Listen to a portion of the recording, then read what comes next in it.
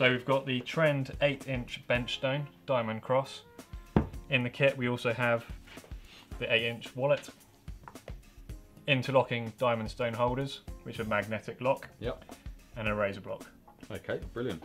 And with the diamond stone, this is a double-sided stone, I believe, yeah? It is, yes indeed. So we've got the 1000 on one side and the 300 on the other. Exactly. So can you tell us a little bit about the uniqueness of this diamond cross pattern? Yeah, of course. So the idea behind the diamond cross pattern, it's a broken, repetitive pattern that allows maximum sharpening efficiency whilst evacuating the debris off the surface of the stone as you sharpen it.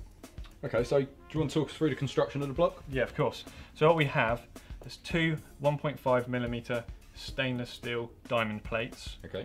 pressure bonded to a ground flat, very flat, tool steel core. Yep. For the price point, you really are not going to get a stone of this size to this tolerance of flatness. Yep. The flatness that we have achieved with this 8-inch stone is something that you're going to be looking at from much higher priced diamond stones on the market. It's really easy to use. As we say, we've got two interlocking diamond stone holders which are free in the kit. Yep. Magnetic lock. They simply just lock into position, flip the stone over, and you've bench mounted. They're slip resistant as well. Yeah, it's very handy for when you're putting them in your toolbox, isn't it? It's not something big and chunky like your other bench holders there. Exactly. About. So yeah, have a go. Brilliant. Okay, we'll use it with a bit of lapping fluid as always.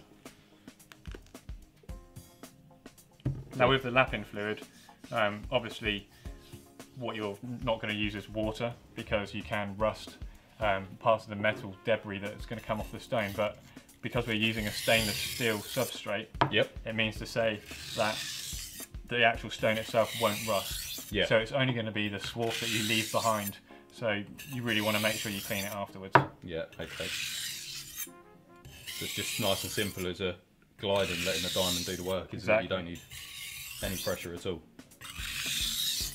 Now sometimes you might want to use an 8-inch stone on non-slip mat. Yeah.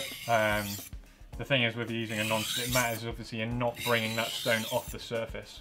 No, but that's it. I mean, you're not getting the handle interference on the table here at all when you're pulling the knife through the stone, so it's quite nice, to be honest.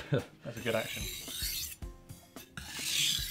And when we're talking about lifting off the surface, Yep. if you want to give the router cutter a little go, obviously if that was down on a non-slip mat, you wouldn't be able to do this. Yeah, well that's it. You have to normally drag it to the edge of the bench, don't you, and sort of have it overhanging just so you can get that full rotation onto the cutter.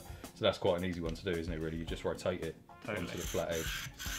Now you're using this on the 1000 grit side, so Yep. you're just going to be putting a really fine edge, couple of swipes on that, Yeah. and you're good to go. You can see sort of the carbide being taken off there, can't you? The black line on there is just the carbide being taken straight off of that cutter, and that's all it's really needed to give that a nice little nick on to carry on through your worktops or anything, isn't it? So we've got 8-inch by 2 3/4 inch.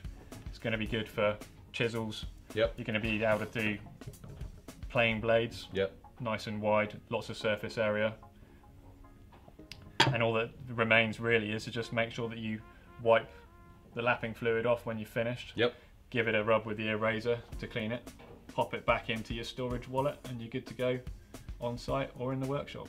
Brilliant.